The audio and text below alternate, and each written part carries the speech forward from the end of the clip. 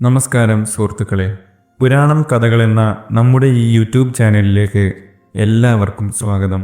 സന്ധ്യാസമയത്ത് വീടിൻ്റെ ഉമ്മറത്ത് ഒരു നിലവിളക്ക് കത്തിച്ച് വെക്കുക എന്നത് നമ്മൾ മലയാളികളുടെ, പ്രത്യേകിച്ച് ഹൈന്ദവ ഭവനങ്ങളിലെ ഏറ്റവും വലിയൊരു ചിട്ടയാണ്.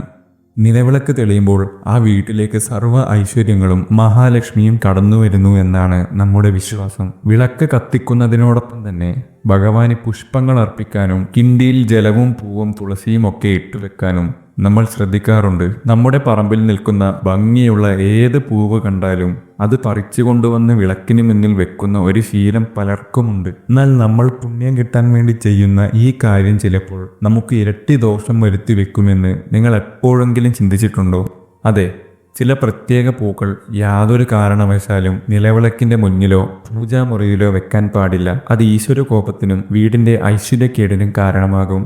അറിഞ്ഞോ അറിയാതെയോ നമ്മൾ ചെയ്യുന്ന ഈ വലിയ തെറ്റുകൾ എന്തൊക്കെയാണെന്നും നിലവിളക്കിന് മുന്നിൽ വെക്കാൻ പാടില്ലാത്ത ആ പൂക്കൾ ഏതൊക്കെയാണെന്നും ഇന്നത്തെ വീഡിയോയിലൂടെ നമുക്ക് വിശദമായിട്ട് അറിയാം. വീഡിയോ മുഴുവനായും കാണാൻ ശ്രദ്ധിക്കുക, കാരണം ഇത് നിങ്ങളുടെ വീടിന്റെ ഐശ്വര്യവുമായി ബന്ധപ്പെട്ട കാര്യമാണ്. ഒന്നാമതായി നമ്മൾ ഒഴിവാക്കേണ്ട പൂവാണ് നിത്യകല്യാണി. പല നാടുകളിൽ പല പേരുകളിലാണ് ഈ ചെടി അറിയപ്പെടുന്നത്. ചിലയിടങ്ങളിൽ ശവനാറി എന്നും മീൻനാറി എന്നും ഉഷാമലരി എന്നുമൊക്കെ ഇതിനെ വിളിക്കാറുണ്ട്. എപ്പോഴും പൂത്തു നിൽക്കുന്ന ഈ ചെടി കാണാൻ നല്ല ഭംഗിയാണെങ്കിലും പൂജയ്ക്കോ നിലവിളക്കിന് മുന്നിൽ സമർപ്പിക്കാനോ യാതൊരു കാരണവശാലും ഈ പൂവ് എടുക്കാൻ പാടില്ല. അറിവില്ലായ്മ കൊണ്ട് പലരും കിണ്ടിയിലെ വെള്ളത്തിൽ ഈ പൂവ് ഇട്ടുവെക്കുന്നത് കാണാറുണ്ട്. ഇത് തീർത്തും നിഷിദ്ധമാണ്. വീട്ടിൽ ദോഷങ്ങൾ വരാൻ മാത്രമേ ഇത് ഉപകരിക്കൂ. നിങ്ങളുടെ നാട്ടിൽ ഈ പൂവിന് എന്താണ് പറയുക എന്ന് തീർച്ചയായും താഴെ ഒന്ന് കമന്റ് ചെയ്യണേ. രണ്ടാമത്തെ പുഷ്പം സാക്ഷാൽ പരമശിവന്റെ ശാപം കിട്ടിയ കൈതപ്പൂവാണ്. നല്ല സുഗന്ധമുള്ള പൂവാണല്ലോ എന്ന് കരുതി ഒരിക്കലും കൈതപ്പൂവ് പറിച്ചുകൊണ്ടുവന്ന് വിളക്കിന് മുന്നിൽ വെക്കുകയോ ദേവീദേവന്മാരുടെ ചിത്രങ്ങൾ അലങ്കരിക്കുകയോ ചെയ്യരുത്. പുരാണങ്ങളിൽ തന്നെ ഇതിനെക്കുറിച്ച് വ്യക്തമായി പറയുന്നുണ്ട്. ബ്രഹ്മാവും ശിവനും തമ്മിൽ തങ്ങളുടെ മഹത്വം തെളിയിക്കാൻ ഒരു മത്സരം നടന്നപ്പോൾ ബ്രഹ്മാവിന് വേണ്ടി കള്ളസാക്ഷി പറഞ്ഞ പുഷ്പമാണ് കൈതപ്പൂവ്. അതിൽ കോപിച്ച മഹാദേവൻ കൈതപ്പൂവിനെ പൂജകളിൽ നിന്ന് എന്നേക്കുമായി ശപിച്ചു മാറ്റി നിർത്തി. അതുകൊണ്ട് ഈ പൂവ് വിളക്കിന് മുമ്പിൽ വെക്കുന്നത് ശിവകോപത്തിന് കാരണമാകും.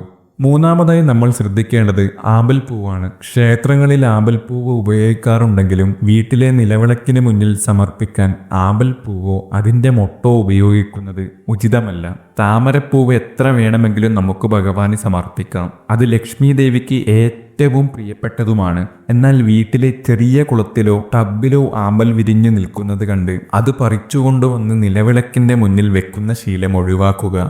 നാലാമത്തെ പൂവ് നമ്മുടെയെല്ലാം വീടുകളുടെ മുറ്റത്ത് അതിമനോഹരമായി പൂത്തു നിൽക്കുന്ന കടലാസ് പൂവാണ്, അഥവാ ബോഗൻവില്ല. പല നിറങ്ങളിൽ വീടിന് അലങ്കാരമായി നിൽക്കുന്ന ഈ പൂവിന് ഒരു പ്രത്യേകതയുണ്ട്.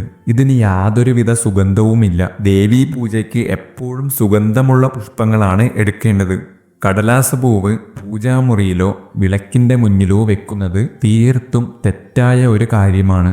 അലങ്കാരത്തിന് വേണ്ടി മാത്രം അതിനെ മുറ്റത്തു നിർത്തുക. അഞ്ചാമതായി ഒരിക്കലും വിളക്കിന് മുന്നിൽ വെക്കാൻ പാടില്ലാത്ത ഒന്നാണ് നാരകപ്പൂ, അഥവാ നാരങ്ങാമരത്തിന്റെ പൂവ്. നല്ല വെള്ള നിറത്തിൽ കാണാൻ അതിമനോഹരമാണ് ഈ പൂവ്. പെട്ടെന്ന് കാണുമ്പോൾ ആർക്കും അത് പറിച്ചെടുത്ത് വിളക്കിന് മുന്നിൽ വെക്കാൻ തോന്നും. എന്നാൽ നമ്മൾ വിചാരിക്കുന്നതിൻ്റെ നേരെ വിപരീത ഫലമായിരിക്കും ഇത് നൽകുക. ഐശ്വര്യം വരാൻ വേണ്ടി ചെയ്യുന്ന ഈ കാര്യം വീടിന് വലിയ ഐശ്വര്യക്കേടും സാമ്പത്തിക ബുദ്ധിമുട്ടുകളും ഉണ്ടാക്കും. അതുകൊണ്ട് നാരകപ്പൂവ് ഒരിക്കലും ഉപയോഗിക്കരുത്. ഇനി ഞാൻ പറയാൻ പോകുന്ന 2 പൂക്കൾ പൂജയ്ക്കെടുക്കാൻ പാടില്ല എന്ന് മാത്രമല്ല, അത് ആ ചെടിയിൽ നിന്ന് പറിച്ചെടുക്കാൻ പോലും പാടില്ലാത്തതാണ്. അതിലാദ്യത്തേത് മഞ്ഞളിന്റെ പൂവാണ്. മഞ്ഞൾ എന്ന് പറയുന്നത് സാക്ഷാൽ മഹാലക്ഷ്മിയുടെ സ്വരൂപമാണ്. ഒരു വീട്ടിൽ മഞ്ഞൾ ചെടി പൂവിട്ടു നിന്നാൽ ആ വീട്ടിൽ മഹാലക്ഷ്മി പ്രസാദിച്ചിരിക്കുന്നു എന്നാണ് വിശ്വാസം. ആ വീടിന്റെ ഏറ്റവും വലിയ സൗഭാഗ്യത്തിന്റെ ലക്ഷണമാണത്. അങ്ങനെ വിരിഞ്ഞു നിൽക്കുന്ന മഞ്ഞൾ പൂവ് ഭഗവാന് വെക്കാനാണെങ്കിൽ പോലും പറിച്ചെടുക്കാൻ പാടില്ല.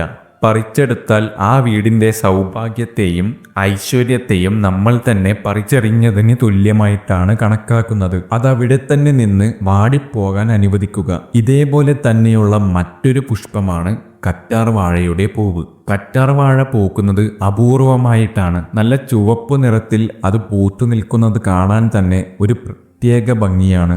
ഇതും വീടിൻ്റെ ഐശ്വര്യത്തിൻ്റെ വലിയൊരു ലക്ഷണമാണ്. യാതൊരു കാരണവശാലും ഈ പൂവ് പറിച്ചെടുത്ത് നിലവിളക്കിന് മുന്നിൽ സമർപ്പിക്കരുത്. മഞ്ഞൾ പൂവ് പോലെ തന്നെ ഇതും ആ ചെടിയിൽ തന്നെ നിൽക്കാൻ അനുവദിക്കുക.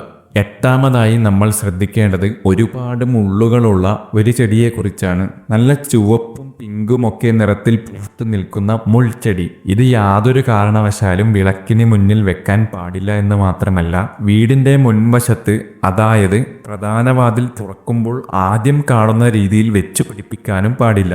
വലിയ പറമ്പുള്ളവർക്ക് വീടിൻ്റെ വശങ്ങളിലോ പുറകിലോ ഇത് വളർത്താം. വാതിൽ തുറക്കുമ്പോൾ തന്നെ കണി കാണുന്നത് ഇത്രയധികം മുള്ളുകളുള്ള ഒരു ചെടിയാകുന്നത് ദോഷകരമാണ്. ഇനി 9ാമത്തെ കാര്യം വളരെ പ്രധാനപ്പെട്ടതാണ്. നമ്മുടെയൊക്കെ വീട്ടിൽ സാധാരണയായി കണ്ടുവരുന്ന അരളിപ്പൂവ്, മഞ്ഞരളി, ചുവപ്പരളി എന്നിങ്ങനെ പലതരത്തിലുണ്ട്. ഈ പൂവ് ഭഗവാന് സമർപ്പിക്കുന്നതിലോ അലങ്കരിക്കുന്നതിലോ യാതൊരു തെറ്റുമില്ല. എന്നാൽ ഒരു കാരണവശാലും ഈ അരളിപ്പൂവ് നിലവിളക്കിനോടൊപ്പം വെക്കുന്ന കിണ്ടിയിലെ തീർത്ഥജലത്തിൽ ഇട്ടുവെക്കരുത്.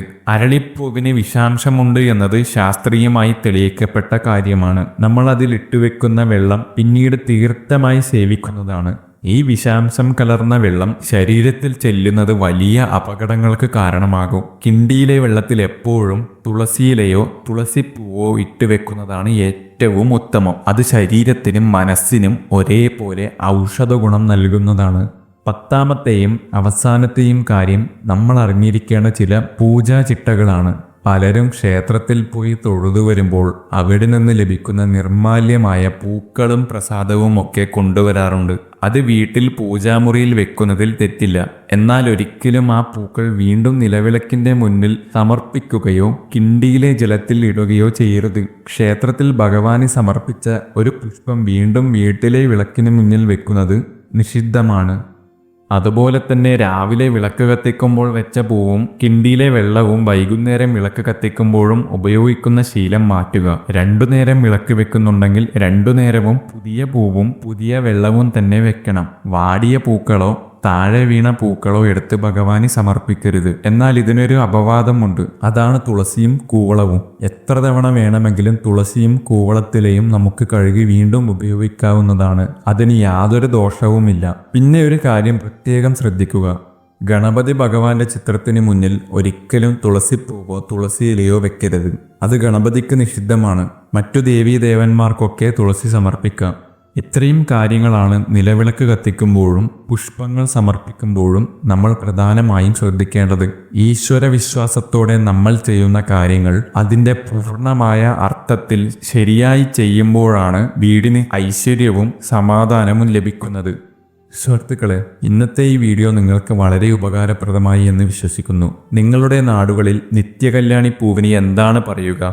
അതുപോലെ നിങ്ങളുടെ വീട്ടിൽ എപ്പോഴെങ്കിലും മഞ്ഞളോ കറ്റാർവാഴയോ പൂത്തിട്ടുണ്ടോ? ഉണ്ടെങ്കിൽ തീർച്ചയായും താഴെ കമൻറ്റ് ചെയ്യാൻ മറക്കരുത്.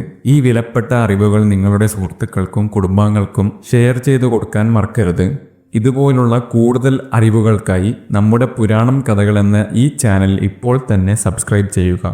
സർവ്വ ഐശ്വര്യങ്ങളും ഉണ്ടാകട്ടെ എന്ന് പ്രാർത്ഥിച്ചുകൊണ്ട് നിർത്തുന്നു. നന്ദി, നമസ്കാരം.